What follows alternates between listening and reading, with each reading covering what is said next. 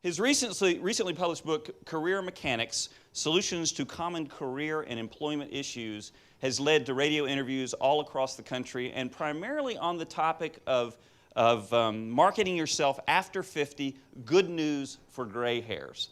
And today he's going to focus on that concept a little bit. So please welcome Tom Morris. Thank you. Appreciate it.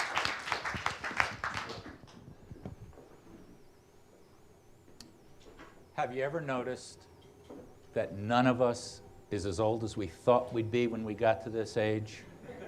Aren't we all a lot younger than we thought we were going to be now? Isn't that wonderful? There are three forces that are coming together that are making this probably the best time for older people to be looking for new employment and other employment that we've ever had.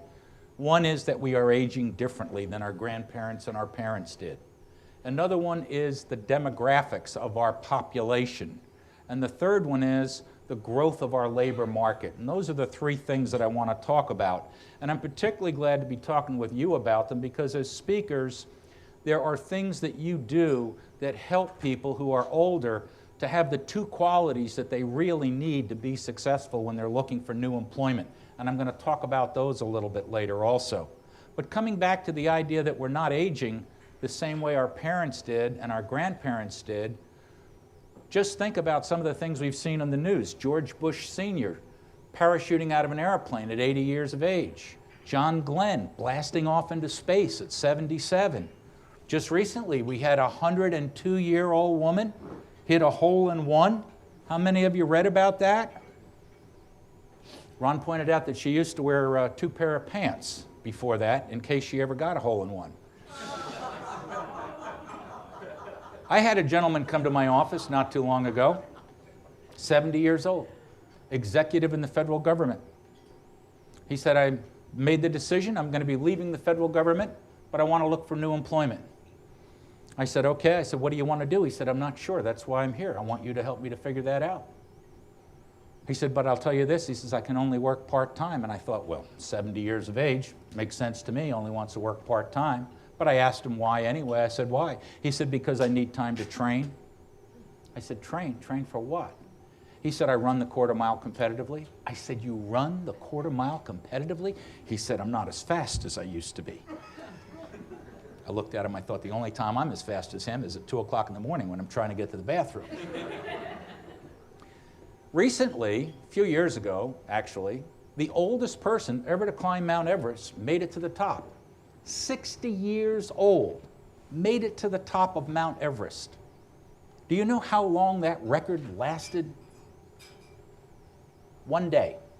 The next day, somebody 60 and a half got up to the top of Mount Everest. These are not isolated instances. Studies at the university, especially at University of Pennsylvania, Michigan, Southern California, indicate there is not a significant automatic diminishment of mental or physical ability due to age. Due to accidents, due to sickness, due to bad living conditions, bad thinking conditions, yes. Age per se, we slow down a bit, but we don't become decrepit automatically. So the good news is we are all going to have a lot more time in front of us to do the things and the work that we want to be doing, to be doing things that will create more memories. And for many of us, we either want or need to work or continue to work. As we get older, we may not be wanting to work full time or at the same pace that we did before, but this is becoming a lot more possible also. So the first factor that we have going for us right now is that we're not aging the same way and we are staying more vigorous, healthy, mentally and physically than many of our predecessors did, and we're going to be able to stay productive and active in our lives and in the workforce longer. The second major factor that is hitting us is the demographics of our society. There's a huge dearth of people in their 30s and 40s. The post-baby boomers are just not there by the millions in the numbers that our labor force needs them. The birth rate went down after the baby boomers. I'll give you just two statistics to demonstrate how dramatic this change is. Between 2000 and 2010, in the decade that we're in right now, the number of 55 to 64-year-olds in the workplace is increasing 52%. We have 52%, in 2010, we'll have 52% more people 55 to 64 in the workplace than we did in 2000. At the same time, in the same 10-year period, the number of people 35 to 44 in the workplace will decrease by 10%, an enormous difference. The third factor that's working in our favor is the growth of employment and the need for employment in our labor force. In 1990 to 2000, we added 22 million new jobs to the workforce. This decade, 2000 to 2010, Bureau of Labor Statistics predicts we will add another 21 million more jobs to the labor force. We are adding over 20 million new jobs to the labor force every decade. That's after you take out the downsizings and the reductions in force. So there's a need in the labor force.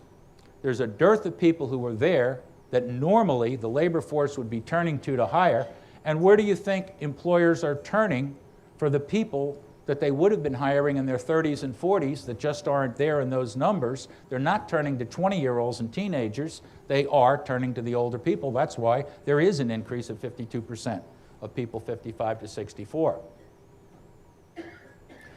Now, if you are looking for employment, it's really true at any age, but especially as you get older, there are two factors that are really important to make you successful, and this is where I think you as speakers come in.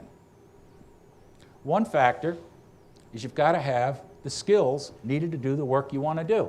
If you're 58 and you don't have the skills that are needed to do the kind of work you want to do, it's a skill problem, not an age problem. Go get the skills. You've got enough time to do that. If you're 35 and you don't have the skills needed, it's a skill problem. So not having the skills is not an age problem. It's something you can take care of. And that's one of the things that as speakers we all do. We help people, by and large, increase their skills and their knowledge. And the second thing that's important is attitude and outlook. Got to have a positive attitude, got to have a positive outlook about yourself, about your ability, about your search, about the people you're talking to, about the work that they do. And that is a second thing that we all help people to do with our speaking, is we help them to get a better outlook about themselves and about their world and a better attitude. I want to give you an example of good attitude. My wife used to place secretaries, office managers, support staff. She set up a woman with an interview with a law firm. The woman, it was the third level interview that she had with the law firm. She'd had the interview with the human resource manager who liked her, and then she had the interview with the legal administrator who liked her, and now she was going to interview with the lawyer, the senior partner that she would be doing most of the work with. So the interview occurred on a Friday morning. My wife called about 11 o'clock in the morning for the attorney to find out how the interview went and if he'd made a decision on a hire. She got him on the phone. I said, Mr. Gold, I wanted to make sure the interview occurred and get your reaction. He said, the interview was great. He said, it was a great candidate. He said, I really liked her a lot. Had the personality we're looking for, had the kind of skills and ability that we're looking for. My wife said, good. She said, what do you want to do next? What's the next step? He said, well, you know, it's interesting. I was going to ask you to send me a few more candidates because I wanted to choose from among a couple. But at the end of the interview, she did something that was, to me, just so stunning and so overwhelming that, well, he says, let me put it this way. He said, I'm not a particularly religious man, but I don't want my soul to go to hell either. So I hired her. Wife said, I don't understand. What's the part about your soul and going to hell? He said, well, as I'm coming to the end of the interview, I said, well, Betty, we're about to finish up. Is there anything else you want to ask me or anything else you want to add before we finish up today? And she said, yes, there is. He said, she got up out of the chair. She walked across the room. She came over to my desk, balled her hand up into a fist, looked me dead in the eye, smashed her fist on the desk and said, I claim this job in the name of the Lord. I said, okay. And I'm Jewish. So my wife called the young lady to make sure she understood she had the offer and understood the start date and the terms and conditions of employment and she was going to accept. And then she said, there's just one other question I want to ask you. She said, I understand at the end of the interview you said to Mr. Gold, I claimed this job in the name of the Lord. She said, yes, I did. She said, why did you do that? She said, well, the night before the interview, I was talking to my mom. And I told her how excited I was about this opportunity. It was a wonderful firm, great people. I'd be doing really important work that I really liked. And the more excited I got, the more excited my mom got, until finally she jumped up out of the chair. She threw her arms around me and hugged me, and she said, child, if you want this job, claim it as yours in the name of the Lord. And she took that literally. Now, I do not recommend, as a career counselor, claiming jobs in the name of anybody. But if you want the job, I tell my clients, say so. Make sure you've got that attitude. Make sure you've got that skill. That's what you help people to do. Good luck to you and all your audiences, and you've been a great one. Thank you very much.